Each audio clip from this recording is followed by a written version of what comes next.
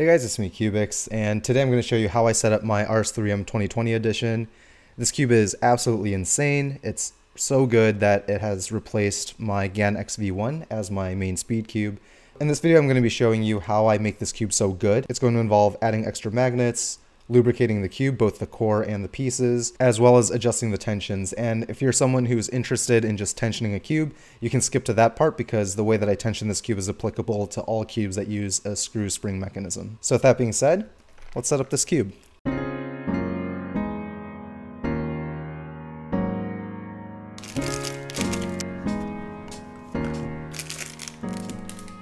So here's the cube out of the box. That's pretty good, but the first thing that we're going to do to make this cube better is remove this atrocious logo, and the cube's already better. Okay, so before we lubricate anything, one thing to note is that the magnets are really weak in this cube. So right now, if you buy this cube on the Cubicle, there's actually a plus version, which just means that they include extra magnets that you can throw into the edges. I would highly recommend that if you don't have a set of magnets lying around. I actually do have just random magnets around, so I'm just going to use these, but I would suggest getting extra ones because the magnet strength in the RS3M is pretty weak. So all you have to do is grab an edge piece and just pull it apart. And you'll see inside that each edge shell has one magnet. So literally all you have to do is grab a single magnet, grab an edge shell, toss it in there, and you can see that it just automatically aligns the polarity, it aligns the location, everything's just perfect. Grab the other half, drop it in, and you're done. So once you've added magnets to both sides, you just reassemble it, and that's it. Keep doing that for the remaining 11 edges. After you're done magnetizing all of the edges, you can reassemble the cube, but just leave one of the edges out.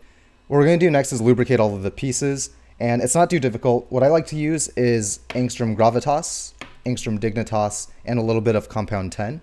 So the Gravitas is going to slow down the cube pretty substantially, while the Dignitas is basically going to give the cube a little bit more of a refined, plush, silky feel. The Compound 10 is where you have to sort of customize your setup a little bit, because adding too much Compound 10 is going to make the cube feel very gummy and slow. So depending on how you like your cube, you should add more or less. So I have a pretty straightforward way of using the Angstrom lubes. Basically, I like to use a lot of Gravitas on the bases of the piece. So I tend to just add it to the tracks. So anything that has this primary plastic color.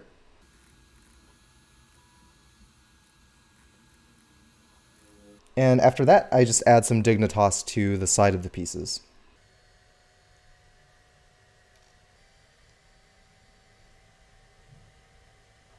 And I don't really go overboard with it. You can always add more lube if you want. And if you do end up adding too much, you can either wipe it out or you can just break the cube in and eventually it'll figure itself out.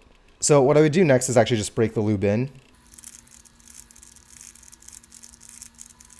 So the next thing I like to do is actually lube the core. The RS3M is kind of notorious right now for having really bad spring noises. And funnily enough, on this cube, the new one that I just got today, there's actually no spring noises, so it's kind of an optional step. But on my first one, as well as a lot of other people's, there's this really bad spring noise when you turn the cube. And the way that I got rid of it in my first one was by using Lubrical Black. To use Lubrical Black, I like to use nitrile gloves. This stuff does stain your skin, so it's good to just have some gloves on. So what I would do is just unscrew a single side. So I take out the screw, the spring, and the washer. Actually, the washer doesn't have to come out. You can actually put that back in. That part doesn't really matter. So what I would do is take some Lubrical Black, put a pretty generous amount on the washer, and then put some of this stuff on the underside of the screw head as well. And again, it's okay to put a generous amount on. After that, just reassemble the cube. And again, we won't worry about tensions right now, and just continue. So after that, all you need to do is tension the cube. So the first thing that I would recommend is actually adjusting the spring compression. So basically choose whatever you like. For me, I ended up doing 3 clicks. So if you're not sure which one you're at, just keep turning until you feel the plastic drop. So the spring just dropped, so now I'm going to do 3 clicks. 1, 2, 3.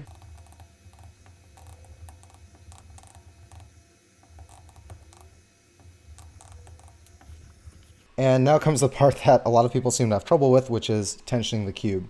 So to tension a 3x3, you can follow a very simple guideline.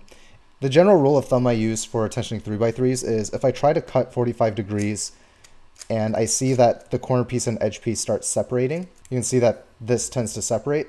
It means that the cube is too loose, so you can tighten it.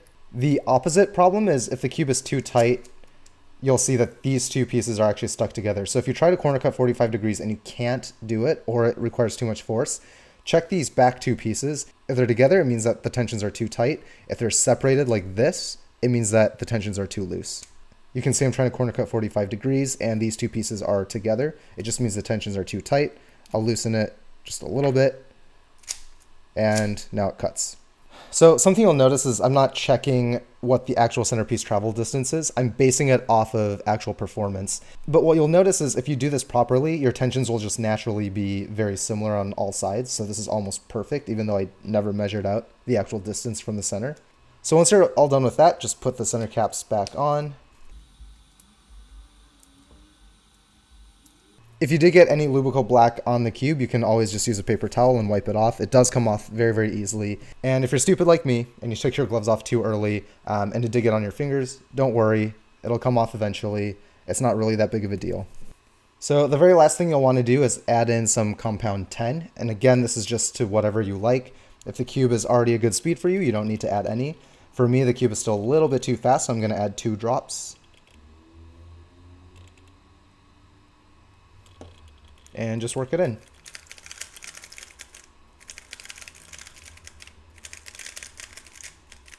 So yeah, the cube is much more controllable now. It's a very, very good feeling cube.